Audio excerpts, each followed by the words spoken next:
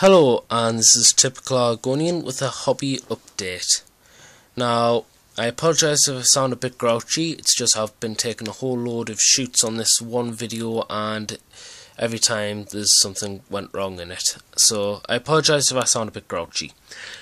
The reason why I haven't been doing many videos is because I've had to prioritise over the hobby, and with that, a lot of things have now gotten off me chest, so with that I can feel like I can concentrate on this channel a bit more, hopefully. Now, I've been painting two major big projects over the Christmas period that I got, which is the Maulerfiend /Forgefeind and the Chaos Flyer called the Helldrake. But before that, I've made a slight conversion, only a little kit bash, spikes on top the quad gun, yes. Just a simple conversion, and that's in a battle report that should be up on the weekend. Now, this guy here, well, I'll tell you the colours. I used the Games Workshop old colours, and I used a few of the game colour paints, but with that comes great responsibility. The blue is heavy dry brush of Hawk Turquoise. Then there's been a medium dry brush of ice blue on top. And the grey is if I can just get it, there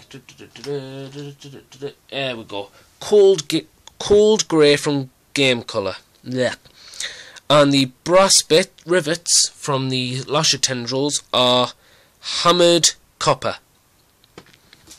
Now, the flesh is painted red, and that's basically through layers of dry brushing of blood red. The fingers and tongue and all the metal components were dry brushed bulk gun metal, and the eyes were just detailed painted, just one coat of scorpion green, and lich purple for the undercoats of these like glass things, and that's round about it. This whole model is magnetised, and when I'm not using the lasher tendrils for the Maulerfiend, I will be using these as not beacons, markers for the Warpsmith, which I think look the part for the Shattered Defences rule, so I'll be placing these in corners of terrain. Now, since I don't clearly have enough time to be magnetising them together, I'll just leave them on the roof like that. Right, so the Maulerfiend also has its magma cutters. Sorry about the pausing, it's quite hard to focus when you've got one hand, one arm, and everything's doing everything. So they're going to get painted soon, don't worry. I usually undercoat my models first, which I do with this one, and then with tank and vehicle models, I usually put a massive dry brush over of bulk gun metal. It's a nice starting colour, I find. The arms are magnetised, so as you see, and so it becomes a Forgefeind. There we go.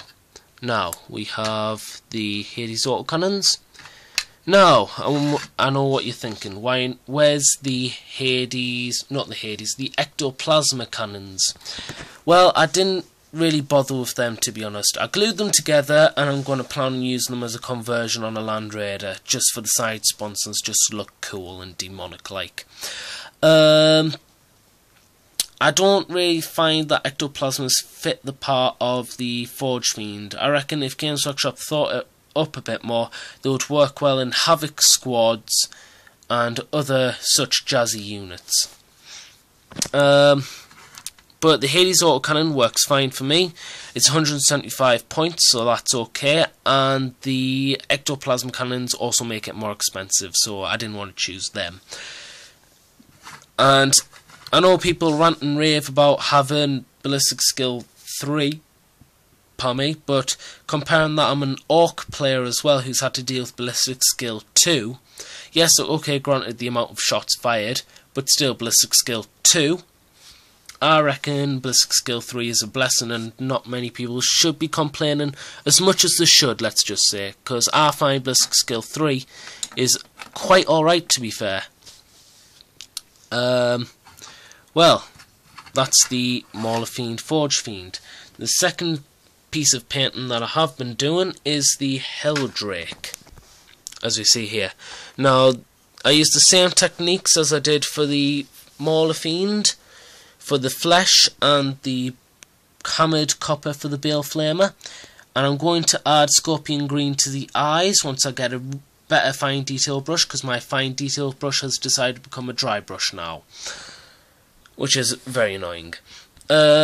Everything else was the same technique and all that. The underbelly was lich purple and grey, and the only difference is the blue is different, because I used a dark blue, roughly to the equivalent of Games Workshop's old Regal blue. Yes, definitely Regal blue. So then Regal blue, heavy dry brush of Regal blue, then a medium dry brush of ice blue. And it took us a while to get this, and I've just painted this today as well, so I'm quite happy with that. Yeah, there's not a lot that can be said, other than Helldrakes, as reading from the new Chaos FAQ, can fire 360 degrees from the centre space, which I use quite effectively to my advantage in my battle report as well, which I found very most entertaining, and I was absolutely over the moon with that. Makes Helldrakes even better. And I do like Helldrakes. I must admit, I like the chest design. I like the head.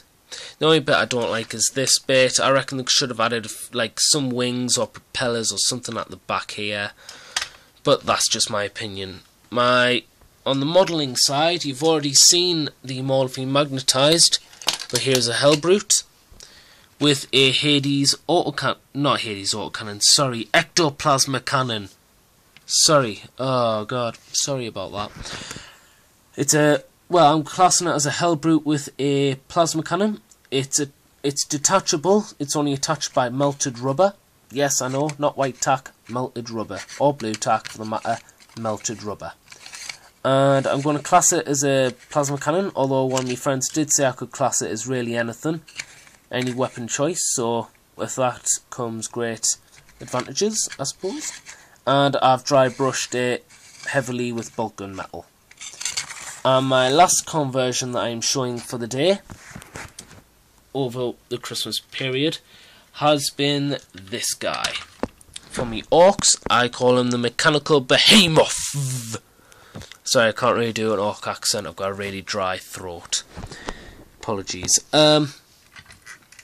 Yes, 2 pairs of Dreadnought close combat weapons, 2 big shooters, loads of rocket launchers, or rockets, and I'm going to class it as a Death Dread or Mega Dread until the new Orc Codex comes out, where they'll probably have some like massive thing on an oval base, hopefully. In which case, I will glue this to a Fantascape oval base and call it whatever it is then. Now, I know what you're thinking. There's too many weapons on it. Well, for game uses, I exactly put too many weapons on it, so I could literally choose. Not in my list. Yes, in my list, but not on the day kind of thing. So I can literally just write in my list 2 big shooters, and there they are. Or 4 Dreadnought close combat weapons, and there they are. Or 2 rockets and 2 Dreadnought close combat weapons, and there they are. So it does help me in a bit, and it's very orky, I feel, because it's got rivets here, it's got scrap bits, it's got studs here, it's got wires all over the place, it's got exhaust fumes, it's got an orc totem on, orc trophy rack or whatever you call it, exhaust pipes, it's even got Tesla coil, just because I like Tesla on me orcs, and that's like meant to be a pivoting turret attached by straw. So apart from that, there we go. And that's all I have really been doing over the Christmas period. And to finish off, we will have this Helldrake in. So, if you liked this video, please give it a like and a subscribe. Hopefully there will be the duel episode 2, Abaddon vs Ghazghkull Thraka, hopefully. And a battle report on hopefully this weekend, if I get the software to be able to make me battle report on. So, if you like this video, please give it a like and a subscribe, and thank you for watching. This is Typical Argonian, signing out.